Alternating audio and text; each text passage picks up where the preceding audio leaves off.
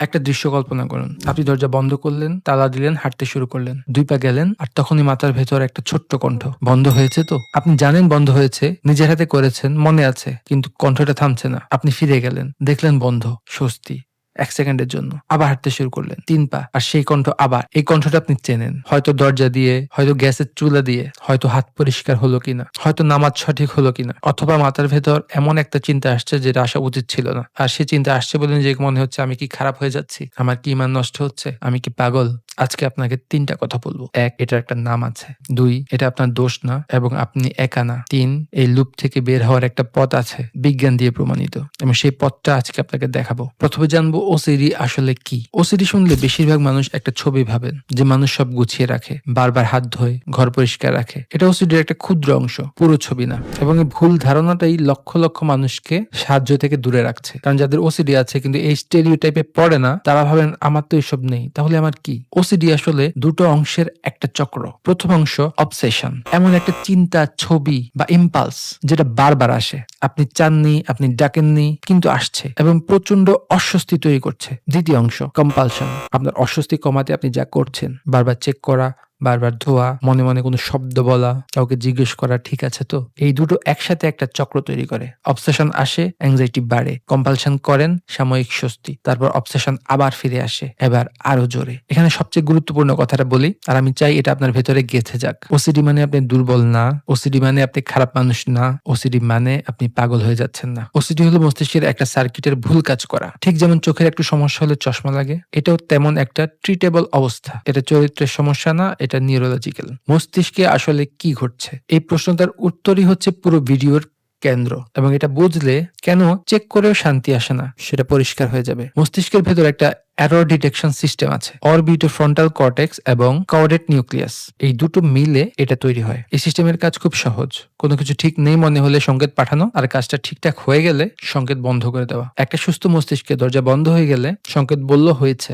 এবং সংকেত থেমে গেল। ওসিডিতে এই থামার অংশটা কাজ করে না। কাজটা হয়ে গেছে কিন্তু সংকেত বলছে ঠিক নেই, ঠিক নেই, ঠিক নেই। এখন সবচেয়ে গুরুত্বপূর্ণ অংশ, আপনি যখন আবার চেক করেন, আপনি ভাবেন সংকেতটা বন্ধ করছেন, কিন্তু আপনি আসলে উল্টোটা করছেন। প্রতিবার চেক করে মস্তিষ্ককে শেখাচ্ছেন, হ্যাঁ এই বিষয়টা সত্যিই বিপজ্জনক, তাই তো আবার দেখতে হলো। মানে যে কাজটা করে আপনি শান্তি খুঁজছেন, সেই কাজটা লুপটাকে আরো শক্তিশালী করছে। সাইকিয়াট্রিস্ট জেফ্রি স্কোয়ার্টস এটাকে নাম দিয়েছেন ব্রেইন লক। মস্তিষ্ক একটা ভুল সার্কিটে আটকে গেছে এবং কম্পালশন সেই তালাকে আরো শক্ত করছে। এই একটা কথা যদি সবসময় মনে রাখেন, কম্পালশন সমাধান না, কম্পালশনই সমস্যার খাদ্য, তাহলে অর্ধেক পথই এগিয়ে গেলেন। আর ভালো খবর হলো মস্তিষ্ক নিউরোপ্লাস্টিক, যে সার্কিটটা তৈরি হয়েছে সেটা ভাঙানো যায়, নতুন সার্কিট বানানো যায়। কিভাবে সেটাই বলবো, কিন্তু তার আগে একটা জিনিস চেনা দরকার। এই অংশটা মন দিয়ে শুনুন, কারণ এখানে অনেকেই নিজেকে প্রথমবার চিনবেন। ওসিডি শুধু পরিষ্কার পরিচ্ছন্নতা বা চেকিং না, এর অনেক রূপ আছে। কন্টামিনেশন, জীবাণু, ময়লা, রোগের ভয়, বারবার ধোয়া, পরিষ্কার করা। চেকিং,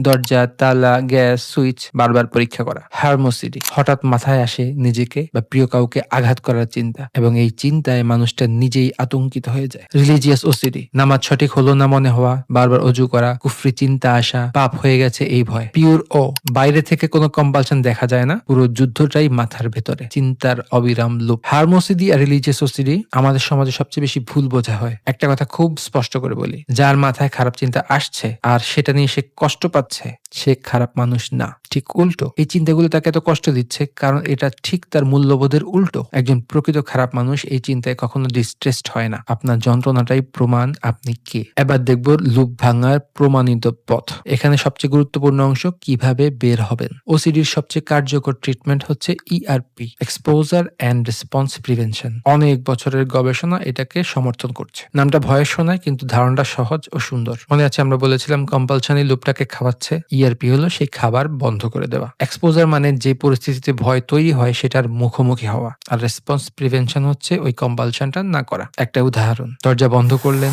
মাথা বলছে আবার দেখো, অ্যাংজাইটি বাড়ছে, কিন্তু এবার ফিরে গেলেন না। প্রথমে কি হবে, অ্যাংজাইটি আরো বাড়বে, অস্বস্তি চরমে উঠবে, মনে হবে অসহ্য, কিন্তু তারপর একটা আশ্চর্য জিনিস ঘটবে, অ্যাংজাইটি নিজে থেকেই কমতে শুরু করবে। এটাকে বলে হ্যাবিচুয়েশন। মস্তিষ্ক ধীরে ধীরে শেখে এই সংকেতটা মিথ্যা ছিল, বিপদ ঘটেনি, ওটা ফলস অ্যালার্ম। প্রতিবার কম্পালশন না করে অ্যাংজাইটিকে নিজে থেকে কমতে দিলে সেই ভুল সার্কিটটা একটু একটু করে দুর্বল হয় এবং একটা নতুন সুস্থ সার্কিট তৈরি হতে থাকে। ইআরপি কিভাবে শুরু করবেন? 3টা ধাপ। ধাপ 1, আপনার ভয়ের একটা মানচিত্র বানান। একটা কাগজ নিন, লিখুন কোন পরিস্থিতি কতটা অ্যাংজাইটি দেয়। প্রতিটাকে 0 থেকে 10 নাম্বার দিন। সবচেয়ে কম অ্যাংজাইটি যেটায় সেটা 1, সবচেয়ে বেশি 10। এটা আপনার রোড ম্যাপ। ধাপ 2, সবচেয়ে সহজটা দিয়ে শুরু করুন। একদম 10 নাম্বার দিয়ে শুরু করবেন না, সেটা ব্যর্থতার দিকে নিয়ে যাবে। 2 বা 3 নাম্বার দিয়ে শুরু করুন। সেই পরিস্থিতিতে যান, অ্যাংজাইটি আসতে দিন, কম্পালশন করবেন না, অপেক্ষা করুন। অ্যাংজাইটি উঠবে, পিক করবে, তারপর নামবে। এই নামাটাই আপনার জয়। ধাপ 3, ধীরে ধীরে উপরে উঠুন। একটা ধাপে সফল হলে পরেরটায় যান। এটা দ্রুত হবে না, কিন্তু গবেষণা বলছে ইআরপি প্রায় 60 থেকে 70% মানুষের ওসিডি উল্লেখযোগ্যভাবে কমায়। ধৈর্যটাই এখানে সবচেয়ে বড় হাতিয়ার। ইআরপির সাথে আরো 2টো হাতিয়ার আছে। এক, চিন্তা থেকে দূরত্ব তৈরি করা। চিন্তাকে সত্য ভাবার বদলে শুধু একটা চিন্তা হিসেবে দেখুন। আমি দরজা বন্ধ করিনি, এটা না ভেবে বলুন আমার মস্তিষ্ক এখন একটা চিন্তা তৈরি করছে যে আমি দরজা বন্ধ করিনি। পার্থক্যটা ছোট, কিন্তু এই একটা শিফট চিন্তার ক্ষমতা অনেকটা কেড়ে নেয়। আপনি চিন্তাটা না, আপনি চিন্তাটার দর্শক। 2, রিঅ্যাসুরেন্স খোঁজা বন্ধ করুন। এটা কঠিন কিন্তু অত্যন্ত জরুরি। বারবার কাউকে জিজ্ঞেস করা এটা কি ঠিক, পাপ হয়েছে, রোগ হবে, এটাও একটা কম্পালশন। এটা সাময়িক স্বস্তি দেয় কিন্তু লুপটাকে আরো গভীর করে। গুগলে বারবার খোঁজা, একই প্রশ্ন বারবার করা, সব এক জিনিস। রিঅ্যাসুরেন্স বন্ধ করা ইআরপির একটা অংশ। একটা ঘটনা দিয়ে শেষ করি। সাহাবীরা একবার রাসূলুল্লাহ সাল্লাল্লাহু আলাইহি ওয়াসাল্লামের কাছে এসে বললেন, আমাদের মাথায় এমন চিন্তা আসে যা মুখে আনতেও আমরা লজ্জা পাই। রাসূলুল্লাহ সাল্লাল্লাহু আলাইহি ওয়াসাল্লাম বলেছিলেন, ওটাই তোমার ঈমানের স্পষ্ট প্রমাণ। ভাবুন কথাটা, যে চিন্তাটা আপনাকে এত কষ্ট দিচ্ছে সেই কষ্টটাই প্রমাণ আপনার ভেতরটা কতটা পরিষ্কার। চিন্তা আসাটা আপনার নিয়ন্ত্রণে না, চিন্তাটা আপনার পরিচয়ও না, আপনি সেই কণ্ঠটা না, আপনি সেই যে কণ্ঠটা শুনছেন। আজকের জন্য একটাই কাজ, আপনার জীবনে কি এমন একটা লুপ আছে যেটা আপনি জানেন যুক্তিহীন কিন্তু থামাতে পারছেন না? একটা কাগজে শুধু সেটার নাম লিখুন। শুধু নাম। নাম দেয়া মানে চেনা, আর চেনা মানে সেই লুপের উপর আপনার প্রথম নিয়ন্ত্রণ। আর শেষে একটা কথা খুব আন্তরিকভাবে বলছি, এই লুপ যদি আপনাদের প্রতিদিনের জীবন, ঘুম, সম্পর্ক, কাজ সব গ্রাস করে ফেলছে, তাহলে একজন প্রফেশনালের সাহায্য নিন। ইআরপি একা করা কঠিন, পাশে কেউ থাকলে কাজ করা অনেক সহজ হয়। তারও আগের একটা ধাপ হিসেবে আমাদের একটা বই আছে, মনের কথা কার, সেটা পড়ে দেখতে পারেন। সাহায্য চাওয়া দুর্বলতা না, এটা একটা সাহসী কাজ যা একজন মানুষ করতে পারে।